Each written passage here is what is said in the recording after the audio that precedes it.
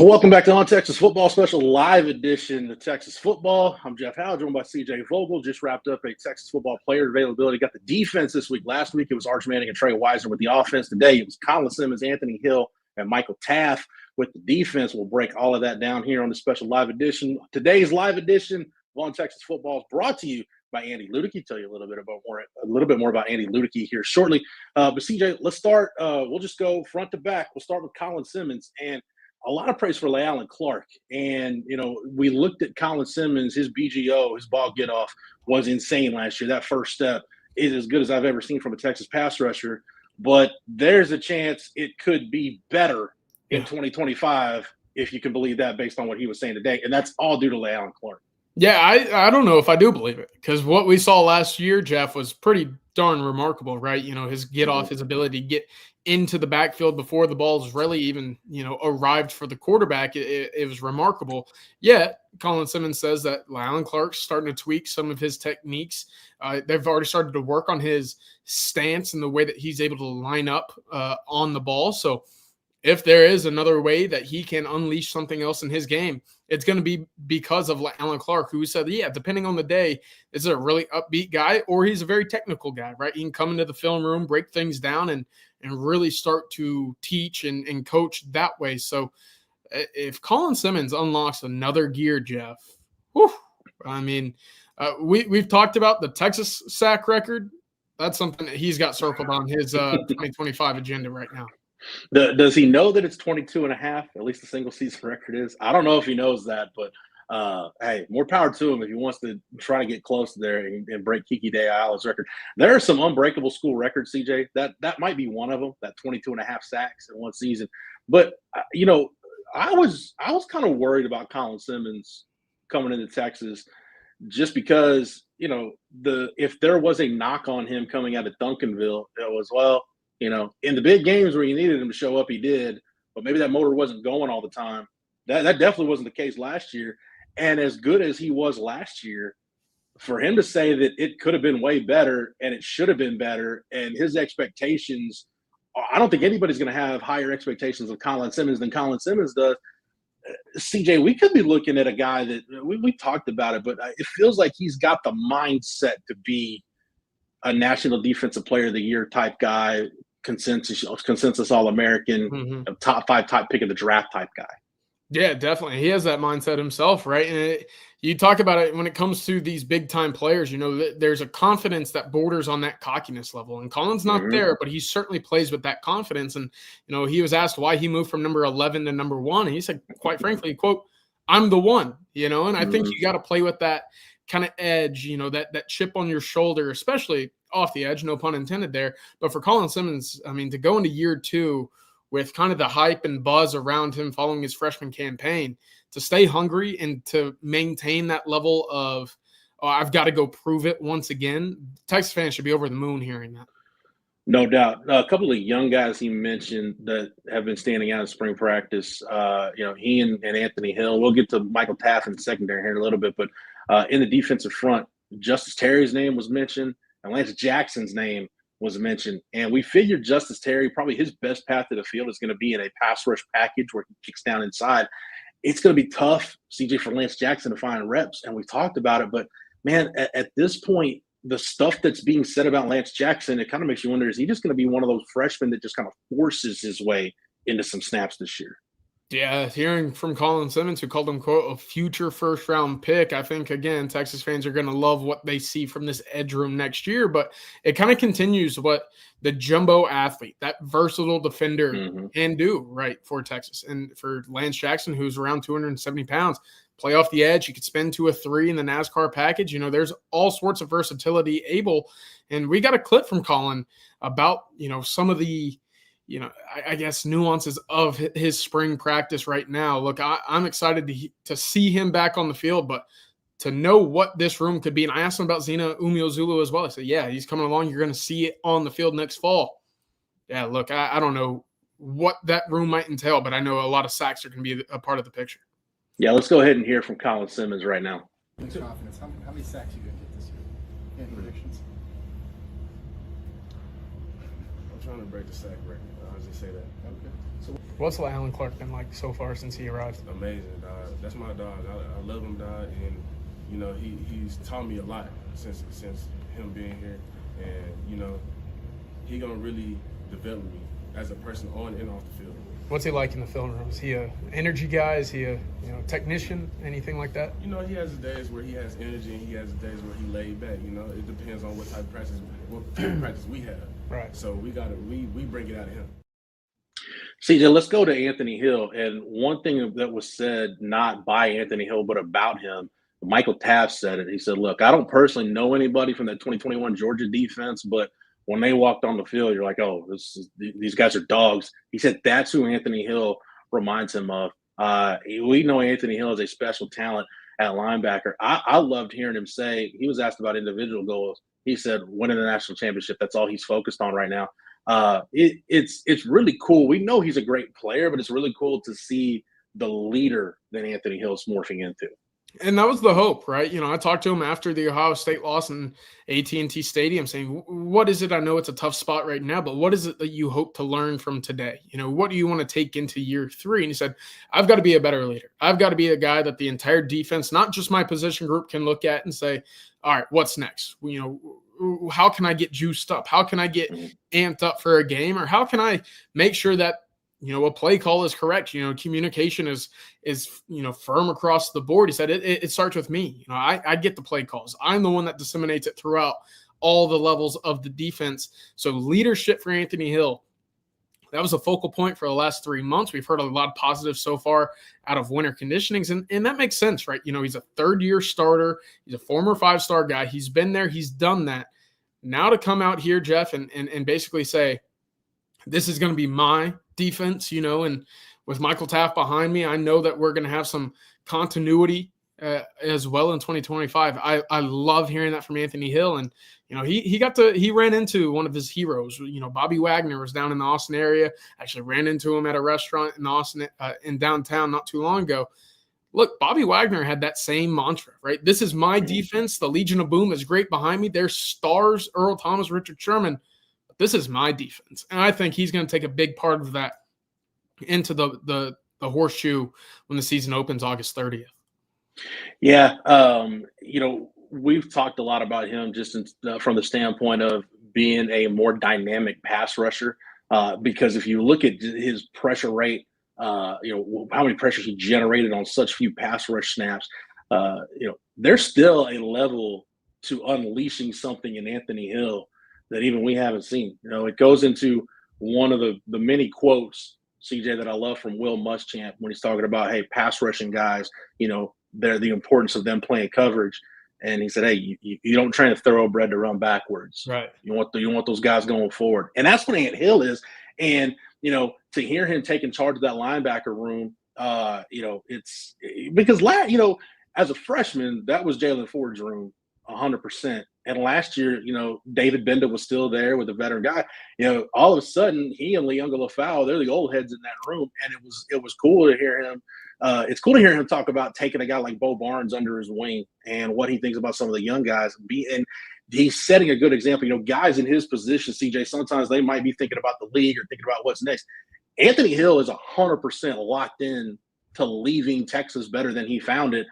And I think he got here in 2023, so he found it in a pretty good spot. But he's bound to determine it's national championship or bust for Ant Hill in 2025, which probably, for being honest, is going to be his last year at Texas. Yeah, he was asked that. He said, you know what, we'll come to it when we need to come to it. Right now, focus on winning a national championship. But, Jeff, you talk about leaving Texas in a better spot. That linebacker room absolutely is in a better spot than when he found it. And he mentioned Brad Spence. He mentioned he's fitting in perfectly. He talked about Trey Moore and the versatility that he's had, not just off the edge, but also back deep at that second level. He said the two of them together is a nice little combo because, hey, you can rush the passer if you need to, or you can send them back and play some zone coverage with them getting back into space. What that room is going to be able to do with all of the weapons, with all of the personnel groupings that you can deploy together, it's going to be pretty unique. And again, I think for Anthony Hill, it's all about being that focal point in the middle of the Texas defense. And he's putting that weight on his shoulders currently and making sure that, that responsibility is felt throughout the defense. Yeah, we'll keep the Anthony Hill discussion going right now by hearing a clip. This is from Anthony Hill at today's player availability. What are y'all, 4 weeks in now? We're a pretty young group, but I feel like we got a lot of young guys putting it together and getting better every day, so that's really all we can ask for. Who's a young guy that's really caught your eye? Kobe Blackman having a good one. They're not young guys, but Warren, Terry, Land's been having some good days. CJ, before we move on, I do want to thank today's sponsor for this live edition of On Texas Football. That is Andy Ludicky. Do you want control over your own destiny? Then maybe franchise ownership is right for you. If you think that could be the case, then call Andy Ludicky. He's an expert at placing people in the right franchise that fits your strengths and finances. Franchise ownership isn't for everyone, but if you have a desire to take control of your destiny, call Andy or email him at andy@myperfectfranchise.net. And that's 404-973-9901. And again, that's Andy at myperfectfranchise.net. Go to myperfectfranchise.net and get connected with Andy Ludicky. We want to thank Andy for sponsoring this live edition of On Texas Football. CJ, as far as the young guys, Anthony Hill mentioned, he did talk about Bo Barnes taking him under his wing, but we'll talk about offense just a tad. Unprovoked. Nobody mentioned him. I'm intrigued by the fact that Anthony Hill brought up James Simon again, CJ. James Simon, Warren Roberson, Nick Brooks, those are some of the names that we've heard throughout spring. And when you talk about running back, and the portal opened today, and one of the questions that we got last night on the live stream, myself and Rod and Aaron got, hey, is Texas going to go after a running back in the portal? CJ, I don't know, because it sounds like James Simon is working. We talked about Lance Jackson forcing his way onto the field. It sounds like James Simon is going to force the hand of Chad Scott and Sark to get on the field in 2025 as a true freshman. Yeah, at least in some capacity, right? Last week, it was Trey Wisner saying he can get really skinny and he makes really tough yardage look pretty easy in between the tackles. That's notable, right? Because Texas struggled in that exact category a year ago. And now to hear it from Anthony Hill's side of things, and he's seen a CJ Baxter. He's seen a Trey Wisner every day, who we've heard has taken another step to his game as well. To hear that about James Simon is really encouraging. And he also mentioned Jarrett Gibson coming along in year 2. But right now, when you talk about what Texas could be able to do, whether it be in the pony package or going 31 personnel, hey, you got some bodies right now that you probably didn't have a year ago. And it's catching the eye of a third-year linebacker who's seen multiple NFL caliber running backs year in and year out. Yeah, there's a lot of talk, CJ, about Arch chirping and him going back and forth with Michael Taaffe. I love the fact that DJ Campbell is back, because even we saw it last year. The Michigan game is exhibit A of this. If somebody's going to mess with QB1, DJ Campbell's going to be there ready to throw hands. So we talk about the leadership that DJ Campbell and Cole Hudson have taken. And I said it was a big spring for both those guys. And it's honestly, for me, it's one of the best things I've heard this spring, that both of those guys, Hudson and Campbell, they're sitting at the head of the table. They're taking that role seriously, and they're leading that O-line room. But for Sark to say this is the best version of DJ Campbell they've gotten, CJ, and for his name to pop up a little bit today with the defensive guys, makes me feel good about where the offensive line is. Yeah, I know DJ wanted to be in and out in 3 years. 5-star guy, one of the highest rated guards in recent recruiting history. He's back for year 4, and I think he's got a little bit of a chip on his shoulder, right? That entire room is gone. You look across the board, that starting 5, he's the only one that remains. So, he's got a bit of a chip. He's saying, all right, I'm not supposed to be back. I'm supposed to be in the league. I got to take it upon myself to be a guy that doesn't get taken off the field in goal line situations. I got to be a guy that can play 100% of my snaps. And that's the expectation this year, of course. But now it's part of the leadership. And look, Anthony Hill also mentioned Nato Uniozulu, Jeff. And I'll tell you what, This could be the nastiest combination of guards Texas has had in quite some time, right? Nato has that nasty side to him. And I don't mean, dirty hits or stuff like that. I'm just saying he gets on the field, flips a switch, and he's a different person than he is when he's off the field. And you like that with your interior guys. Texas has seen that every now and then when he gets on the field late in game situations. He's kind of pushing it a little bit close to that whistle, getting it, making sure that he's the guy that gets the last shove or the last block in. Your point about Arch Manning, and we saw it a few times with Jake Majors last year. We saw it with Kelvin Banks. Should there be a late hit on a quarterback, Texas is going to take up for their guys, and I wouldn't say there's anybody going to be quicker to getting to the quarterback than a Nato and a DJ Campbell. 2 guys I would not want to have to deal with. I know that's for sure. CJ, we'll wrap this up with hearing from Michael Taaffe, and we'll go ahead and hear from Michael Taaffe now. And yes, I think CB asked it in the chat. Michael Taaffe was definitely asked about Duane Akina, Coach Akina coming back to Texas. Everybody's excited about it. Here's a little sampling of Michael Taaffe from today's player availability. The first month really been like with Duane Akina? Yeah, it's been awesome. He demands excellence out of you. He doesn't do a lot of patting on your back, which I love and I appreciate because, I've been in that spot all my life where it's like, look down, look down, look down. And then I have a really good season, and it's all-American status. You're the guy, you're the guy, you're the guy. Well, now, Duane Akina, Coach Akina comes in. He's like, no, your standard's up here. You're here. Your standard's all the way up here. If you want to act like you're good, I've coached Michael Huff. The standard has been upped and upped and upped. Yeah, I thought it was interesting, CJ. He was asked about Coach Akina. You asked about Coach Akina. He got asked a couple different times about Coach Akina. Props to CJ because that was CJ's question right there, if you guys couldn't tell. But he was asked about it, and he said, Coach Akina came in and said, hey, I have to earn, trust is earned. I have to earn the trust of you guys, but you guys have to earn my trust too. So basically everybody's starting over.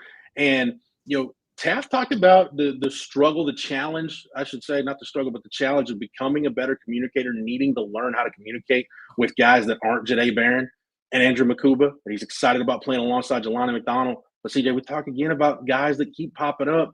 Warren Roberson's name has popped up all throughout the spring. Kobe Black's name continues to pop up. Really good competition. We keep saying for that corner spot opposite Manny Muhammad, but CJ, if you've got guys, and Jalen Gilbo's in that mix too, if you've got enough guys that deserve snaps, it might be, as the backup to Manny Muhammad, taking some snaps, not necessarily taking snaps away from him, but playing those number 2 corner snaps behind him. The corner depth seems like it's gotten better as spring practice has gone along.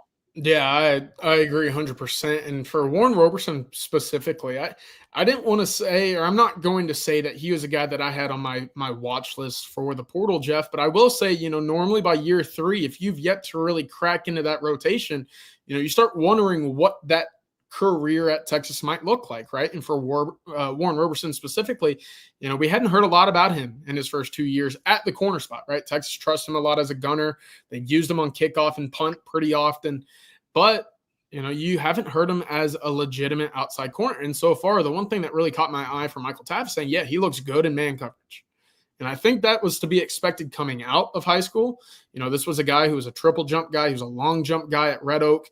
The athleticism, that quick twitch was there. And that's what you expect from guys who are committed to TCU, right? They recruit cornerbacks very specifically. And they did so with Warren Roberson. Jalen Gilbo's another. So to hear that he's having a good spring outside as well, where Michael Taaffe said today it looks more natural for him at an outside cornerback position, that should be encouraging. So, I think you have a plethora of options right now at that cornerback spot. Now it's about finding a cornerback 2 opposite of Manny Muhammad. It's about finding that 3, 4, and 5 guys who you can rotate in and get quality reps for when your game's 14, 15, 16 deep. Should an injury occur, you fill in seamlessly. And I think Texas has the bodies to do just that. All right, CJ, I've got to run. We're going to do this is normally the time we take to do these post availability live streams, but I'm actually at Dishwalk Field about to go hang out with Jim Schlossmaker with the baseball team. CJ had enough time after the availability to head home. CJ, I'll give you the last word though, about 30 seconds. Final thoughts from today's player availability. Yeah, we talk about guys standing out. And one recurring theme that I've continued here too is, hey, this is still a pretty young team. We've talked to 3 guys just now. Only one of them's played more than 3 years of football, right? That's Michael Taaffe. So for all the expectations, I think there needs to be a pretty solid reminder throughout the offseason until week 1 that this is a really, really young team defensively at a lot of key positions. So, yeah, it's talented. Yeah, I shouldn't expect too far of a drop-off, but, you don't have a 5th-year guy of Jahdae Barron. You don't have a 4th-year starter in Andrew Makuba. A lot of these faces are going to be pretty young across the board. So it's not to completely temper expectations, but it is a reminder that you might see some communication gaps. You might see some missed assignments early on. It's all going to be about, how this team looks come SEC play for me. And I knew when Taaffe said it, I knew Rod Babers and Michael Griffin, guys, all Coach Akina's guys, whenever they hear it, they'll be doing the fist pump. Michael Taaffe said, Coach Akina made it very clear, the best 5 DBs will play. If you're one of the best 5, he'll find a place for you. So that's why you're hearing about, guys, that's why Texas has gotten away from field and boundary. as far as the corners go. That's why there's a lot of guys rotating in at that star position. They're working different guys at safety. So you've got probably arguably the best defensive front tandem in the country. It's with Ant Hill and Colin Simmons. And in that secondary, if Coach Akina and Mark Orfe and Kenoto Hudson can find the right pieces, I'm with you, CJ. It might not be as elite statistically as last year's defense, but it still should be a defense good enough that can get Texas deep in the college football playoff and win you a national championship. All right, CJ, thank you for the time and the knowledge. Thank you to Matthew behind the scenes for doing everything he does. The best producer in the YouTube game here on the On Texas Football. Look, On Texas Football, this channel would not be going without guys like Matthew behind the scenes. So big thanks to Matthew. And make sure you stay locked into the channel and get over to OnTexasFootball.com. Don't forget, if you're not a member at OnTexasFootball.com, $49.95. That'll get you 1 year of access at OnTexasFootball.com using the promo code OTFOG. Again, that's the promo code OTFOG, $49.95 for 1 year of access at OnTexasFootball.com. All right, for the entire On Texas Football staff, for Matthew, for CJ, I'm Jeff Howe. Thank you so much for watching, and until next time, welcome.